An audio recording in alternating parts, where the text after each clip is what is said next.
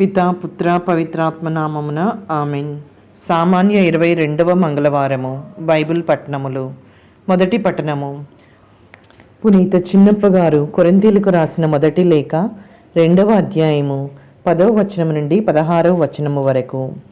కానీ తన ఆత్మ ద్వారా దేవుడు మనకు తన రహస్యమును వెల్లడించెను.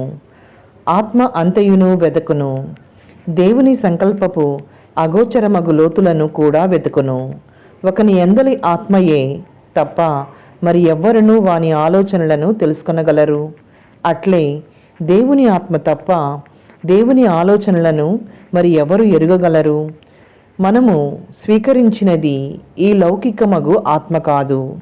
దేవుడు మనకు వసగిన సమస్తమును తెలుసుకొనగలుగుటకై దేవునిచే పంపబడిన ఆత్మనే మనము స్వీకరించియున్నాము.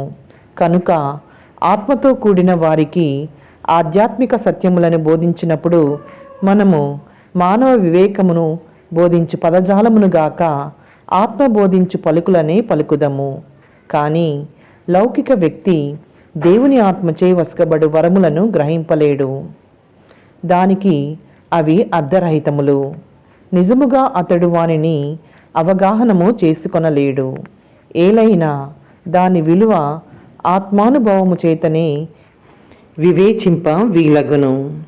ఆధ్యాత్మిక వ్యక్తి అన్నిటి విలువలను నిర్ణయింపగలడు, కానీ ఎవరునూ దానిపై తీర్పు చెప్పలేరు. పరిశుద్ధ గ్రంథము చెప్పునట్లుగా దేవుని బుద్ధి ఎవనికి ఎరుక? ఆయనకు ఎవరు బోధింపగలరు? కానీ మనకు మాత్రము క్రీస్తు మనస్తత్వము కలిగి ఉన్నది. ఇది ప్రభువు వాక్కు. సర్వేశ్వరునికి వందనములు. ప్రత్యుత్తర గీతం. భక్తి కీర్తనల గ్రంథం 145వ అధ్యాయము. అందరూ ప్రభువు ప్రతి కార్యమును నీతితో చేయును. ప్రభువు ప్రేమపూరితుడు, కరుణానిధి, సులభంగా కోపపడువాడు కాదు, కృపామయుడు. అతడు అందరికీ మేలు చేయును. తాను కలిగించిన ప్రాణకోటి అంతటిని నెనరుతో చూచును. అందరూ ప్రభువు ప్రతి కార్యమును నీతితో చేయును. ప్రభు, నీవు చేసిన ప్రాణులన్నీయు నిన్ను స్తుతించును. నీ ప్రజలు నిన్ను కొనియాడుదురు. వారు నీ రాజ్య వైభవమును సన్నుతింతురు, నీ ప్రాభవమును ఉగ్గడింతురు. అందరూ ప్రభువు ప్రతి కార్యమును నీతితో చేయును.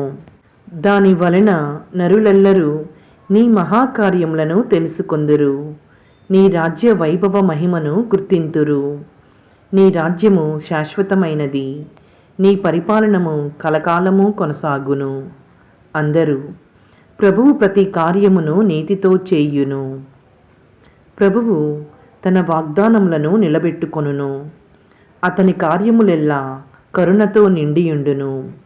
అతడు పడిపోయిన వారిని లేవనెత్తును, కృంగిపోయిన వారిని పైకి లేపును. అందరూ ప్రభువు ప్రతి కార్యమును నీతితో చేయును. ఆమేన్.